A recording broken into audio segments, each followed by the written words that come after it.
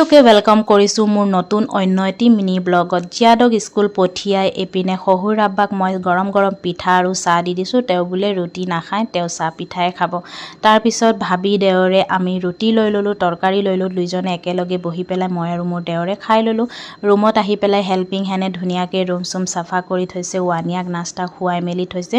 এতিয়া ৱানিয়া টিভি চাই আছে। এতিয়া তাইক ড্ৰাছটো খুচৰি আছে, তাইক চশমাখন লাগে, চশমা পিন্ধিলে তাই টিভি চাব। গডৰেজটো খুলি ল'লে, গডৰেজটোৰ পৰা উলিয়াইছে চশমাখন, এতিয়া চশমা পিন্ধিয়ে টিভি চাব। আৰু আজি ইমান ধুনীয়া বতৰ, ইমান ধুনীয়া ঠাণ্ডা বতৰ, ডাৱৰীয়া বতৰ। ৰাতি খুব ধাৰাসাৰে বৰষুণ দিছিলে। পাছফালে গৈ পেলাই এখন বেলকনিটোত চালোঁ।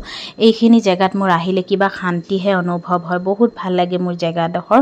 আৰু বহুত চুনচান, বহুত শান্তি জেগাডোখৰ। মোৰ আহি পেলাই ইয়াতে বহুত ভাল লাগে। পাছফালে যেতিয়া মই যাওঁ বহুত ভাল লাগে। কেতিয়াবা মই ইয়াতে বহোঁ, মনটো শান্তি লাগি যায়। ওপৰৰ পৰা মানুহখিনি চাই থাকি বহুত ভাল লাগে। তলত মিস্ত্ৰীয়ে কাম কৰি আছে আৰু ৱানিয়াই মামা মামা বুলি পেলাই মাত দি আছে। আৰু ওপৰৰ ফালে এটা চৰাই উৰি গৈছে। ৱানিয়া ইমানেই ফূৰ্তি, ইমানেই হেপী হৈছে। তাই হেপী হ'লে মানে মোক বহুত ভাল লাগে। আৰু তেনেকুৱাতে আমি মাক জীয়েকে টাইম স্পেণ্ড কৰি পেলাই ৰুমত আহিলোঁ। এইফালে টিভি চলিয়ে আছে। ফুলখিনি যেতিয়া বৰষুণৰ পানী পাইছে, ইমান ধুনীয়াকৈ খিলা খিলা তাজা হৈ আছে। আৰু মানি প্লাণ্টটো ইমান ধুনীয়াকৈ বগাই আহিছে। আজিলৈ ইমানখিনিয়ে। বাই বাই, থেংকছ ফৰ ৱাচিং মাই ভিডিঅ'।